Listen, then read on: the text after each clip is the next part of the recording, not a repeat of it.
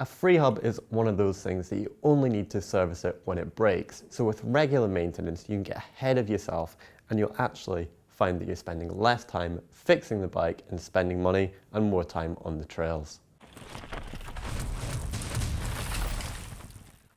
The first step is just to take the rear wheel off.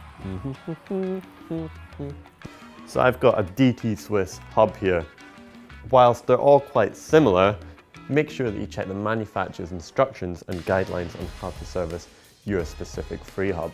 So I've loosened off the cassette body, but I've not actually fully taken the lock nut off. It's still ever so slightly loose and it's just hand tight.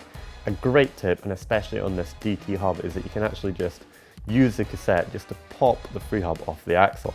And it's nice and easy to do so. You can just grab your fingers right underneath the biggest cog and just lift it up ever so slightly. But don't pull it right up yet, we still need to take the cassette off. I'm now just going to take the full cassette off. This makes it really easy when you come to cleaning all the parts up and getting the dirt out of the Freehub.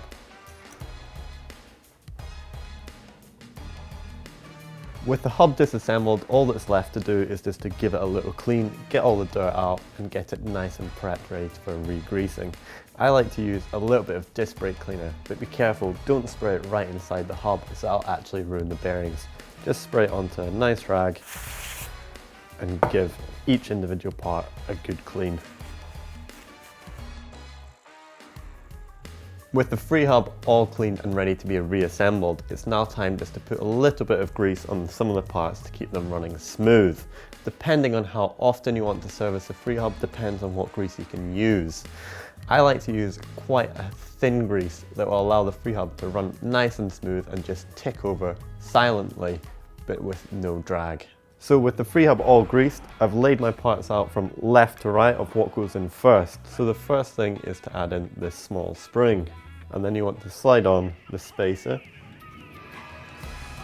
pop your ratchet system, careful to note what way it goes, and the two teeth want to come together so you've got so it's nice and locked. And you want to pop the other spring actually into the Freehub body itself and just slide that on.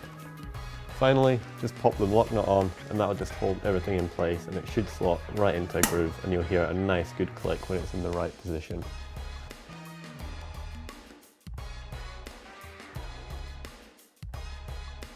So there we have it, how to service your Freehub. The cassette's back on and I just need to chuck it back in the bike, but we all know how to do that. For more great videos, why don't you click up there for a maintenance playlist and click down there for how to check your drivetrain. Don't forget, click in the middle to subscribe. It's free, why wouldn't you? And if you enjoyed this video, give us a thumbs up.